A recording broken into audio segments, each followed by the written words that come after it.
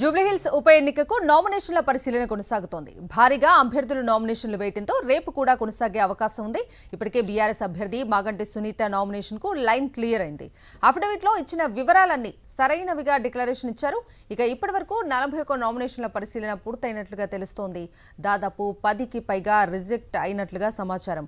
మొత్తం 211 మంది అభ్యర్థులు 321 నామినేషన్లు దాఖలు చేశారు. ఈ అంశానికి సంబంధించి పూర్తి డీటెయిల్స్ మా ప్రతినిధి సాయి కిరణ్ లైవ్ లో అందిస్తారు. సాయి కిరణ్. కవిత, జూబ్లీహిల్స్ ఉప ఎన్నికకు సంబంధించినటువంటి నామినేషన్ల స్క్రూటినీ జరుగుతోంది. మొత్తం 211 మంది అభ్యర్థులు 321 సెట్ల నామినేషన్లు దాఖలు చేశారు నిన్న. సో ఈ రోజు ఉదయం 11 గంటల నుంచి నామినేషన్ల స్క్రూటినీ ప్రారంభమైంది. ఇందులో ఇప్పటి వరకు ప్రస్తుతం మనం ఈ లైవ్ చెప్తున్నటువంటి సమయం వరకు 67 నామినేషన్ల స్క్రూటినీ అనేటువంటి పూర్తయింది. ఇంకా మొత్తం 321లో 67 నామినేషన్లు పూర్తయ్యాయి.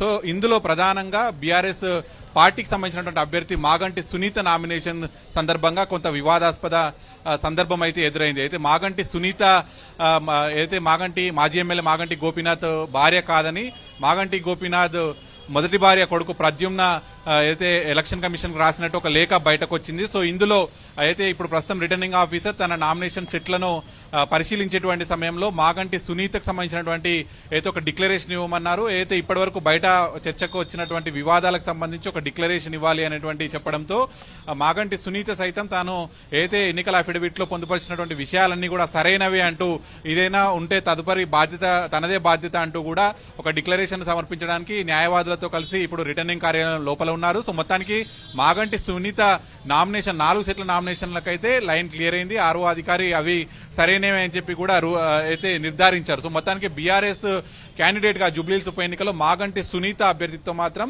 ఖరారైంది. సో మొత్తానికి ఇంకా స్క్రూటినీ అనేటువంటిది కొనసాగుతూనే ఉంది. మొత్తం 321 సెట్ల నామినేషన్లలో 67 మాత్రమే పూర్తయ్యాయి. ఇంకా ప్రధాన పార్టీలకు సంబంధించి అయితే కాంగ్రెస్ పార్టీ అభ్యర్థి నవీన్ యాదవ్ లోపలే ఉన్నారు. బీజేపీ పార్టీ అభ్యర్థి లంకల దీపక్ రెడ్డి కాసం క్రితమే చేరుకున్నారు. ఇట్లా ఎవరైతే ఎన్నికల అఫిడవిట్ లో కొన్ని తప్పులు పొందుపరిచారో వాళ్ళవి కొంత రిజెక్ట్ అవుతున్నాయి. ఇప్పటివరకు 10-11 వరకు నామినేషన్లు రిజెక్ట్ అయ్యాయి. సో మొత్తం 211 మంది అభ్యర్థులలో ఈ నామినేషన్ల స్క్రూటినీ ముగిసేసరికి ఎంతమంది పోటీలో ఉంటారు, విత్డ్రా సమయానికి ఇంకా 24వ తేదీ విత్డ్రా ఉంటుంది కాబట్టి మరి అప్పటి వరకు ఎంతమంది పోటీలో ఉంటారో తెలియాల్సి ఉంది. మరి ఈ రోజు స్క్రూటినీ కూడా ఈ అర్ధరాత్రి వరకు కూడా కొనసాగేటువంటి అవకాశం కనిపిస్తుంది. కవిత.